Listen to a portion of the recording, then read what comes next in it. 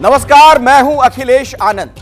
आज public interest की शुरुआत उस खबर के साथ जिस पर पूरे देश की निगाहें हैं, जिससे पूरा देश आक्रोशित है। कोलकाता की लेडी डॉक्टर के साथ जो दरिंदगी हुई उसने हम सभी को झकझोर कर रख दिया है। सियासत से लेकर सड़क तक इस कांड की गूंज सुनाई पड़ रही है और अब इस कांड को लेकर जो खुलासा आप देखने वाले हैं वो आपके पैरों के तले से जमीन खिसका देगा। केंद्रीय मंत्री और बंगाल से सांसद सुकांत मजूमदार ने डॉक्टर से रेप और मर्डर के मामले में बहुत ही सनसनीखेज दावा किया।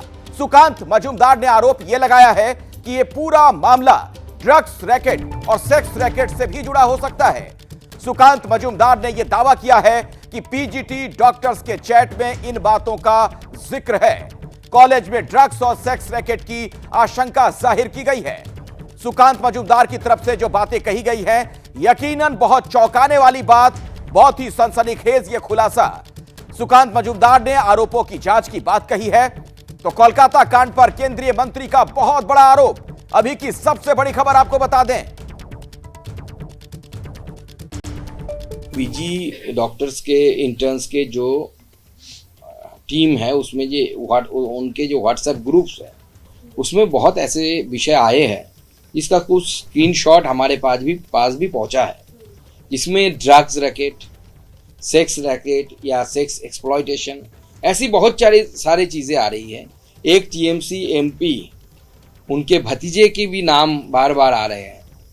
तो मालूम नहीं क्या सच है क्या है, लेकिन कुछ तो गड़बड़ है क्योंकि टीएमसी के इतने महिला सांसद होने के बाद, इतनी बड़ी घटना घट जाने के बाद एक भी महिला सांसद ने ज़्यादा कुछ नहीं बोला। एक टीएमसी एमपी के भतीजे का नाम भी शामिल है इसमें। इस तरीके के आरोप भी सुकांत मजूमदार ने लगाए हैं। कोलकाता कांड पर एक और बड़ा आरोप, पीड़ित डॉक्टर कोई राज जान गई थी। यह बात भी सुकांत मजूमदार ने कही है। उन्होंने यह कहा कि राज को छुपाने के लिए डॉक्टर की हत्या कर दी गई। डॉक्टर से रेप मर्डर सामान्य केस नहीं। ये तमाम दावे सुकांत मजूमदार ने किए हैं और इस पूरे मामले में एक नया एंगल अब सामने आ चुका है। तो बहुत बड़ी खबर अभी की। ये घटना घटने के बाद जिन लोगों ने काम किया वो आके महिला डॉक्टर की गाड़ी को तोड़ा।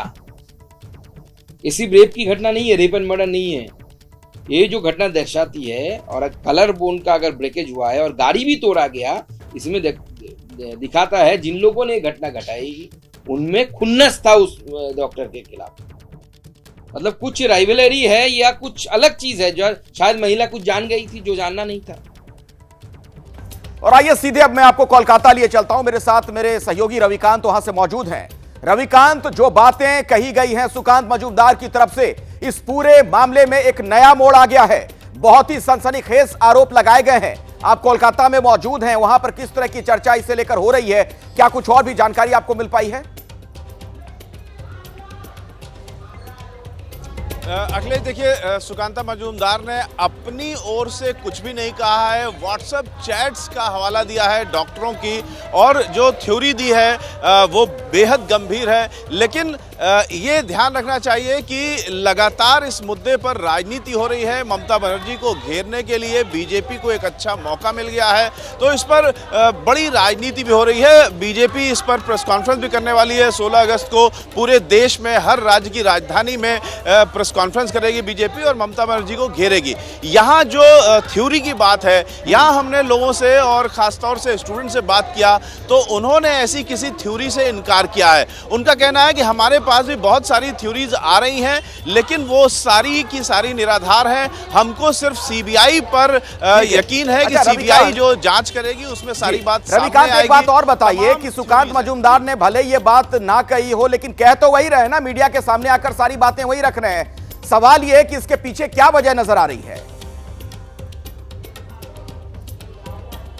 देखिए, जहां तक सुकांता मजूमदार जो बात कह रहे हैं, अगर ये माना जाए कि उनकी बात में जरा भी तथ्य है तो इस तरीके की बात पहले भी आई है कि जो जिसकी हत्या हुई डॉक्टर की, उसकी गाड़ी को तोड़ा गया था और उसकी वो विसल ब्लोअर एक तरीके से हो गई थी और विसल ब्लोअर हो जाने की वजह से प्रशासन की आंख में खटक रही थी। ये एक थ्योरी चल रही है जिसपे कहा जा रहा है कि ये तक कहा गया कि जो 4 लड़कियां थीं उनमें से किसी ने या उस समय खाने में किसी ने कुछ बेहोशी की दवा मिला दी और उसके बाद वारदात करने की कोशिश की गई ताकि उसको सबक मिले। सबक सिखाने के लिए किया गया था, लेकिन उसकी नींद खुल गई और फिर उसके बाद हाथापाई हुई या सारी वारदात हुई। लेकिन ये सारी की सारी बार बार हम एबीपी न्यूज़ के मंच से यही कहेंगे कि ये थ्योरीज हैं, इसमें सच्चाई है या नहीं है ये सीबीआई पता लगाएगी। लेकिन रविकांत, हाँ बिल्कुल आप सही कह रहे हैं कि जांच के बाद ही पता चलेगा हकीकत क्या है। लेकिन जिस चैट का हवाला वो बार बार दे रहे हैं सुकांत मजूमदार अपनी कही बातों में, इसका मतलब कोई तथ्य भी है उनके पास? हो सकता है। एक बात यह है कि हमारे पास एक लेटर है, अखिलेश मैं दिखाऊं कि ये वो लेटर है जिसमें जो यहाँ के वाइस प्रिंसिपल थे उन्होंने सुबह 9:45 पर एक लेटर पुलिस को भेजा और उसमें उन्होंने कुछ सुपरफिशियल बातें कही हैं कि यहाँ पर एक लाश पाई गई है और इसका एफआईआर दर्ज कर लीजिए। जबकि एफआईआर दर्ज करने के लिए आपको घटना का विस्तृत विवरण देना होता है और इस लेटर में बहुत कम बातें कही गई हैं और इसमें कहा गया है कि जैसा कि फोन पर आपको बताया है, यानी फोन पर काफी कुछ बता दिया गया लेकिन लेटर में नहीं लिखा गया, यानी एफआईआर ना हो इसकी पूरी कोशिश इस लेटर में ही साफ दिख रही है। और इस लेटर में भी अगर बारीकी से इसका अध्ययन करें तो पता लग रहा है कि अस्पताल प्रशासन की ओर से काफी कुछ छुपाने की कोशिश की गई। इसमें जो जिसकी डेथ हुई उसका नाम नहीं दिया गया है लेटर में। नाम कुछ बातें और भी हैं रविकांत, देखिए 2 बातें और ऐसी हैं जिससे कई बार ऐसा लगता है कि बहुत कुछ संदिग्ध है। एक तो शुरुआती दौर में खुदकुशी वाली थ्योरी क्यों रखी गई, उसके बाद एक खबर यह आती है कि दरअसल जहां पर यह घटना हुई थी, जिस सभागार का जिक्र किया जा रहा था उसके बिल्कुल पास में कुछ कंस्ट्रक्शन का काम किया जा रहा था, दीवार तोड़ी गई। तो क्या वहां पर जो मौकाए वारदात के हालात थे, जो चीजें वहां पर थी, उनसे भी छेड़छाड़ करने की कोशिश की गई? निश्चित रूप से की गई और इसकी सख्त खिलाफत यहाँ के जो स्टूडेंट हैं उन्होंने भी की है और उन्होंने सीबीआई को लेटर लिखा है, यहाँ के हेल्थ सेक्रेटरी को लेटर लिखा है पश्चिम बंगाल के, कि वारदात के बाद जो तोड़फोड़ हुई है वो भौतिक साक्ष्यों को मिटाने की कोशिश के अंतर्गत आता है और सीबीआई इसका संज्ञान ले और इसके पीछे क्या हो सकता है इसकी जांच करे। अखिलेश, ठीक है रविकांत, शुक्रिया इस जानकारी के लिए आपका। इस खबर पर नजर बनाकर रखिए, जैसे ही कुछ और नई जानकारी आपको मिलती है दर्शकों तक वो इंफॉर्मेशन भी आगे हम पहुंचाएंगे। दरअसल कोलकाता में लेडी डॉक्टर से हुई दरिंदगी और हत्या के मामले में देश भर के डॉक्टरों का गुस्सा थमने का नाम नहीं ले रहा। हैवानियत के बाद महिला डॉक्टर को मौत के घाट उतारने वाली वारदात में क्या सिर्फ एक ही शख्स शामिल है या इस दिल दहला देने वाली घटना में कई हैं? इस जघन्य वारदात को लेकर एक के बाद एक हो रहे हैं तमाम दावे, खुलासे और आरोपों का सच सामने लाने के लिए आज से सीबीआई ने अपनी जांच शुरू कर दी है।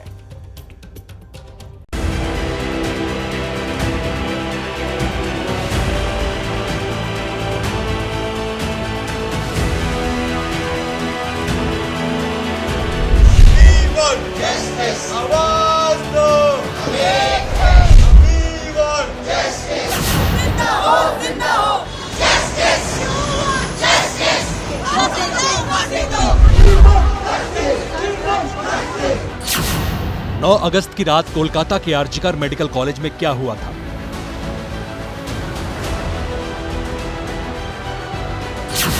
मेडिकल कॉलेज में लेडी डॉक्टर से बर्बरता के बाद किसने उसकी जान ली?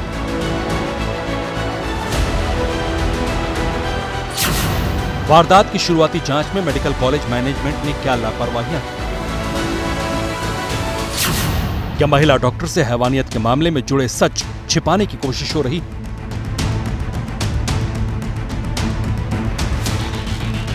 कोलकाता के lady doctor rape murder case में ऐसे तमाम सवालों के जवाब तलाशने के लिए सीबीआई की टीम ने आज से कोलकाता में डेरा डाल दिया। महिला डॉक्टर से दरिंदगी और उसकी हत्या की जांच की जिम्मेदारी मिलते ही सीबीआई ने नए सिरे से पूरे मामले की इंक्वायरी शुरू कर दी। सीबीआई एक तरफ आरोपी संजय रॉय को हिरासत में लेकर पूछताछ कर रही है, तो दूसरी तरफ केस में अब तक दर्ज हुए बयानों की भी तफ्तीश कर रही है। लेकिन सीबीआई की जांच के दायरे में आरजी मेडिकल कॉलेज प्रबंधन की भूमिका और कोलकाता पुलिस की शुरुआती जांच की थ्योरी भी है, जिसकी वजह से सवाल उठ रहे हैं। क्या इस मामले में कुछ छिपाया जा रहा है? क्या किसी को बचाने की कोशिश हो रही है? क्या सबूतों को मिटाने की कोशिश हो रही है? ये सवाल इसलिए उठ रहे हैं क्योंकि वारदात के बाद लेडी डॉक्टर के परिवार को मेडिकल कॉलेज मैनेजमेंट ने हत्या नहीं बल्कि सुसाइड करने की बात बताई। जब परिवार कोलकाता पहुंचा तो परिजनों को बेटी का शव देखने से रोक दिया गया। इतना ही नहीं, मेडिकल कॉलेज ने कोलकाता पुलिस को मामले की जानकारी ही नहीं और तो और क्राइम सीन को भी सील नहीं किया गया।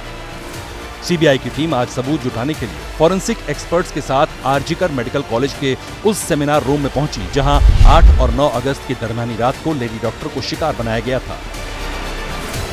We have taken over the investigation. The FSL team has come from Delhi. Medical team, everything has come from Delhi. We are here. लेकिन सेमिनार रूम से सिर्फ 10 मीटर से भी कम दूरी पर तोड़फोड़ और पेंटिंग का काम शुरू हो गया है, जबकि मेडिकल कॉलेज प्रबंधन को पता था कि ऐसा करने से वारदात वाली जगह मौजूद अहम सबूत नष्ट हो सकते हैं। पश्चिम बंगाल डॉक्टर्स फोरम ने भी पहले ही सीबीआई को ईमेल के जरिए इस बात की शिकायत की थी कि आरजीकर मेडिकल कॉलेज में लेडी डॉक्टर की हत्या वाली जगह पर कंस्ट्रक्शन का काम हो रहा है, जिसके चलते सबूत नष्ट होने से इस मामले की जांच प्रभावित हो सकती है। इधर लेडी डॉक्टर की पोस्टमार्टम रिपोर्ट में बड़ा खुलासा हुआ है। शव के प्राइवेट पार्ट में 150 ग्राम बॉडी प्लाज्मा मिला है। गाल, होंठ और गले पर गहरे घाव मिले हैं। प्राइवेट पार्ट्स पर चोट के निशान हैं। आंखों में चश्मे के टूटे हुए शीशे के टुकड़े मिले हैं। पीड़िता के गले की हड्डी भी टूटी मिली और सिर पर चोट के निशान पाए गए। पोस्टमार्टम रिपोर्ट में पीड़िता के शरीर से मिले बॉडी प्लाज्मा की मात्रा इशारा कर रही है कि वारदात में सिर्फ एक ही नहीं बल्कि कई लोग शामिल हो सकते हैं। डॉक्टर से रेप और मर्डर के मामले में शुरुआत से ही कोलकाता पुलिस की भूमिका सवालों में है।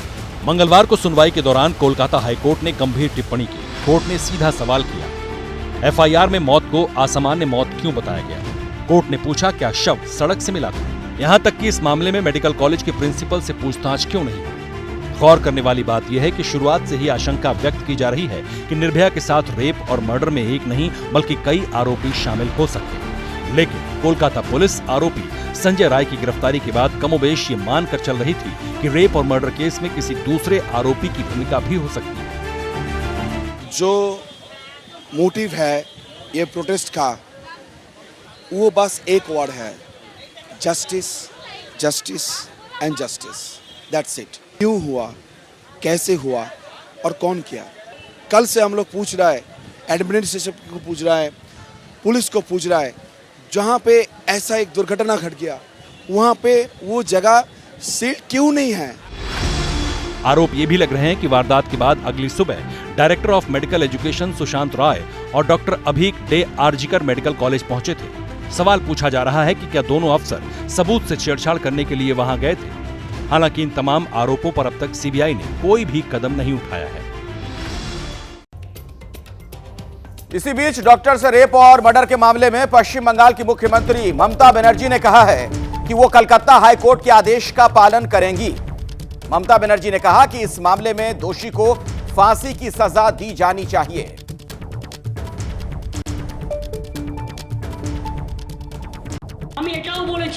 कलकत्ता हाईकोर्ट ने जो भी कहा है उसको फॉलो किया जाएगा। फांसी की सजा दोषियों को दी जानी चाहिए। कलकत्ता हाईकोर्ट ने जो भी कहा है उसको फॉलो किया जाएगा। फांसी की सजा दोषियों को दी जानी चाहिए।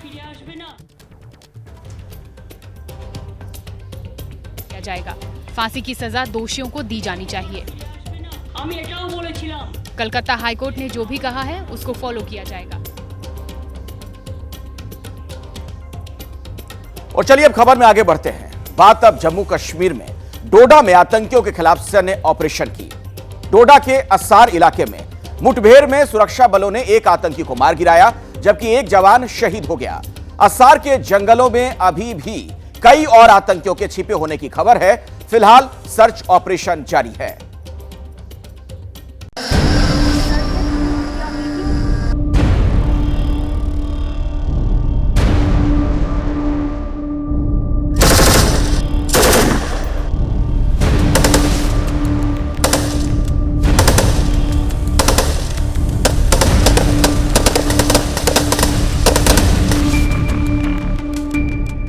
जम्मू कश्मीर में सीमा पार से हो रही आतंकी साजिश के खिलाफ सेना ने ऑपरेशन क्लीन एक्टिवेट कर दिया है। तस्वीरें डोडा जिले के अस्सर के जंगलों की हैं। मंगलवार शाम को सुरक्षा बलों को कुछ आतंकवादियों के छिपे होने की सूचना मिली। ऐसे में बिना देर किए सुरक्षा बलों ने रात के अंधेरे में ऑपरेशन शुरू किया। पूरे इलाके की घेरेबंदी की गई और फिर शुरू हुआ सर्च ऑपरेशन।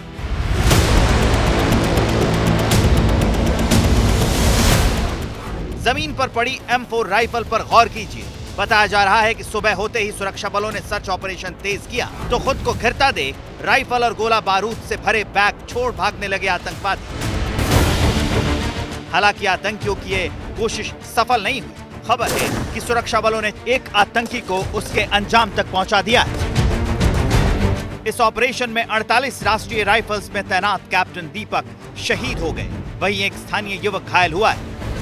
शाम को देखे थे 3 वो, मैं उनका पीछा कर रहा था पीछे से।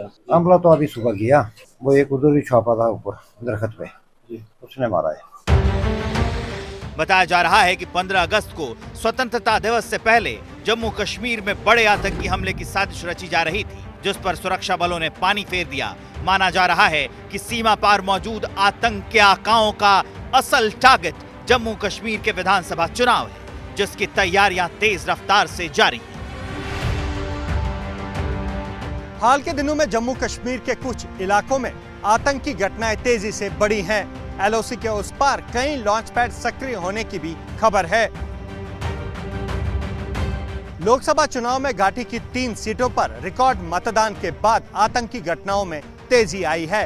वहीं अब आतंकियों की कोशिश प्रदेश में प्रस्तावित विधानसभा चुनाव को प्रभावित करने की है।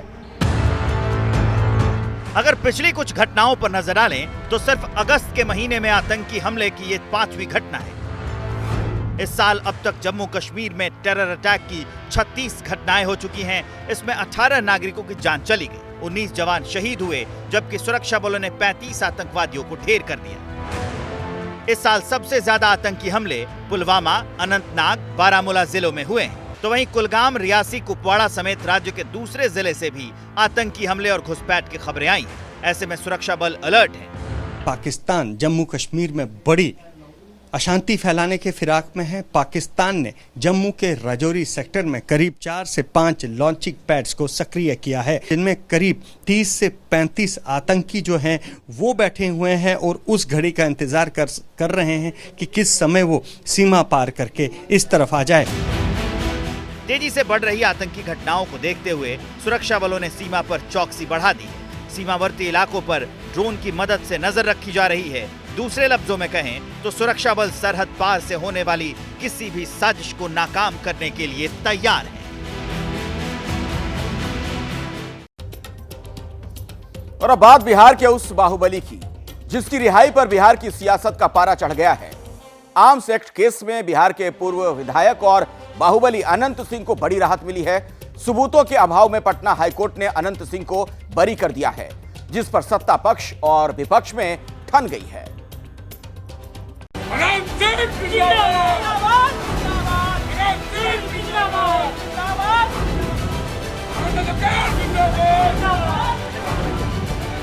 ये जश्न का माहौल इसलिए है क्योंकि बिहार का एक और बाहुबली नेता जेल की सलाखों से आजाद होने वाला है। नाम है अनंत सिंह। बिहार के पूर्व विधायक और छोटे सरकार के नाम से मशहूर अनंत सिंह को सबूतों के अभाव में हाईकोर्ट ने बरी कर दिया। अनंत सिंह पर इल्जाम था अपने घर में AK-47 और जिंदा कारतूस रखने का। अनंत कुमार सिंह जी का जो AK-47 वाला मामला था, जो गांव से कहा गया था कि AK-47 बरामद हुआ, यहाँ से कन्विक्शन हुआ था सिविल कोर्ट से, ऑनरेबल हाई कोर्ट से आज रिहाई हुई है माननीय न्यायमूर्ति चंद्रशेखर झा की। यहाँ से सचिवालय में जो कहा जाता था कि बुलेट प्रूफ जैकेट बरामद हुआ था, तो उस केस में भी रिहाई हुई है। दोनों केस में अपील हुई है माननीय उच्च न्यायालय से। निश्चित आ जाएंगे, अब कोई केस पेंडिंग नहीं, सारे केसेज में बेल पर है, वो अब बाहर आ जाएंगे।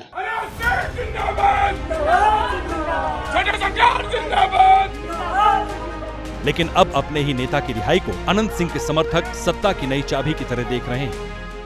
हम लोगों को कोर्ट पर बहुत, न्यायालय पर विश्वास था कि हम लोगों का विजय होगा। आप लोग चाहते हैं कि चुनाव लड़े, बरी हो गए हैं? बिल्कुल चाहते हैं। अनंत सिंह की कहानी यहाँ तक कैसे पहुंची? अनंत सिंह बिहार के मोकामा से 4 बार के विधायक रह चुके हैं। ये मामला साल 2019 का है। बिहार के अफसरों में सबसे चर्चा में रहने वाला नाम था एसएसपी लिपि सिंह। लिपि सिंह को टिप मिली और उन्होंने मोकामा में अनंत सिंह के घर पर छापा मारा। 11 घंटे सर्च ऑपरेशन चला। घर से एक AK-47, 26 राउंड कारतूस और एक मैगजीन, हैंड ग्रेनेड समेत कुछ और हथियार बरामद हुए। इस एक्शन के बाद अनंत सिंह फरार हो गए। कुछ दिन बाद अनंत सिंह ने दिल्ली की साकेत कोर्ट में सरेंडर कर दिया। विधायक अनंत सिंह को पटना लाया गया। 3 साल जेल में रहे। कहानी में बड़ा मोड़ तब आया जब पटना की MP MLA कोर्ट ने जून 2022 में अनंत सिंह को दोषी करार देते हुए 10 साल की सजा सुनाई। अनंत सिंह की विधानसभा सदस्यता चली गई। इसके बाद अनंत सिंह की पत्नी नीलम देवी को RJD ने मोकामा से टिकट दिया और उपचुनाव में नीलम देवी जीत गई। 2022 में थी महागठबंधन की सरकार। ललन सिंह और अनंत सिंह के रिश्ते ठीक हुए। उसके बाद NDA की सरकार बनी। लोकसभा चुनाव में अनंत सिंह 14 दिन पैरोल पर आए और ललन सिंह के लिए वोट बटोरे। अब पटना हाईकोर्ट ने अनंत सिंह को AK-47 केस में बरी कर दिया है। अनंत सिंह की रिहाई पर अब राजनीति भी गर्म है। तेजस्वी यादव ने नीतीश कुमार पर हमला बोला।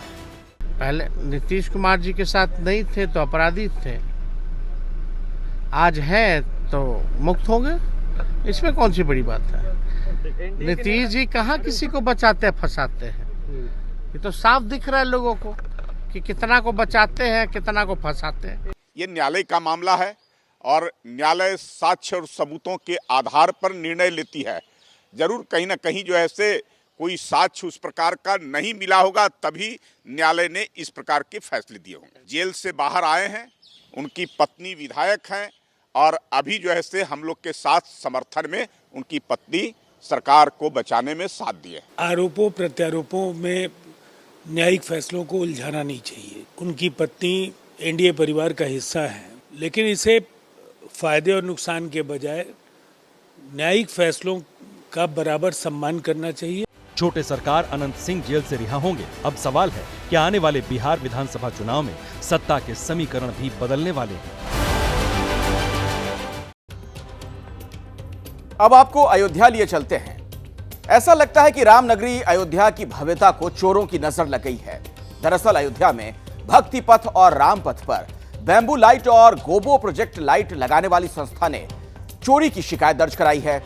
पुलिस को दी गई शिकायत में 50 लाख से ज्यादा की लाइट से चोरी होने का दावा किया गया। रिपोर्ट देखिए। वायर है, होल्डर है, लेकिन होल्डर में लगी प्रोजेक्टर लाइट गायब। पेड़ के ऊपर लगी बैम्बू लाइट का होल्डर भी खाली पड़ा है।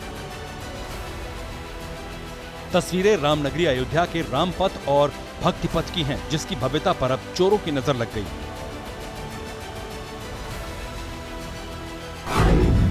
अयोध्या में रामपथ पर 6400 बैम्बू लाइट लगाई गई, तो वहीं भक्ति पथ पर 96 गोबो प्रोजेक्टर लाइट लगी थी, लेकिन अब इनमें से अधिकतर लाइट्स गायब।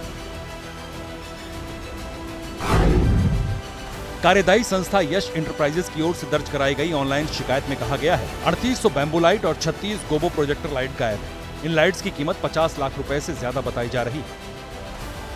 वहीं इस मामले में अयोध्या के मंडलायुक्त गौरव दयाल ने ठेकेदार पर ही सवाल खड़े कर दिए हैं। मंडलायुक्त ने लाइट्स की चोरी से साफ इनकार किया।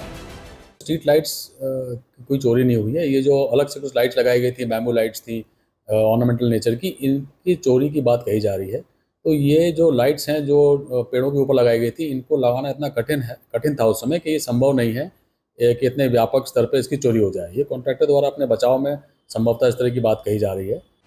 प्रशासन का तर्क है कि अयोध्या शहर में जगह जगह पर CCTV कैमरे लगे हैं, तो वहीं लाइट्स को लगाना और निकालना आसान नहीं, लिहाजा चोरी होने की आशंका बेहद कम है। लेकिन तथ्य ये भी है, जो लाइट्स अब तक अयोध्या की शोभा बढ़ा रही थी वो गायब है, सिर्फ होल्डर लटके हुए हैं। विनेश फोगाट की याचिका खारिज हो गई है। विनेश को नहीं मिलेगा सिल्वर मेडल। CAS ने विनेश की याचिका खारिज कर दी। सिल्वर के लिए विनेश ने याचिका दी थी। 100 ग्राम ज्यादा वजन उनका पाया गया था ओलंपिक मुकाबले में और इस वजह से डिस्क्वालीफाई हो गई थी। CAS में यह मामला ले गई थी विनेश फोगाट, लेकिन वहां से किसी तरह की उन्हें राहत नहीं मिल पाई है। तो एक बहुत ही दुखद खबर, निराश करने वाली खबर, विनेश फोगाट की याचिका खारिज हो गई। इसका मतलब यह कि अब उन्हें सिल्वर मेडल नहीं मिल पाएगा। संयुक्त तौर पर सिल्वर मेडल की मांग उन्होंने की थी, लेकिन याचिका खारिज हो जाने के बाद अब उन्हें यह मेडल नहीं मिल पाएगा। तो विनेश फोगाट को उनकी याचिका खारिज हो जाने का सीधा मतलब यह कि सिल्वर मेडल से अब वो महरूम हैं। मेरे साथ जीएस विवेक जुड़ गए, हमारे स्पोर्ट्स एडिटर। विवेक, और क्या पता चल पा रहा है?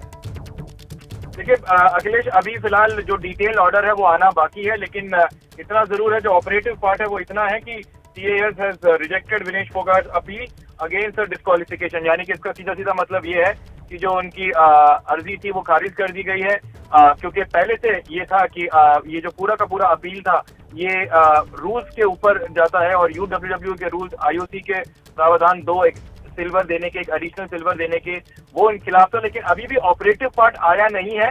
लेकिन हाँ, ये जरूर है कि अब ये मामले का फैसला आ गया है।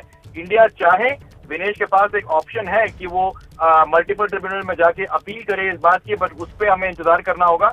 लेकिन फिलहाल ये है कि उनकी जो मांग है वो खारिज कर दी गई है, और अब इंडिया को या तो अपील करना होगा विनेश को, नहीं तो इस बात से संतुष्ट होना पड़ेगा कि ये सिल्वर मेडल अब भारत के नाम नहीं है।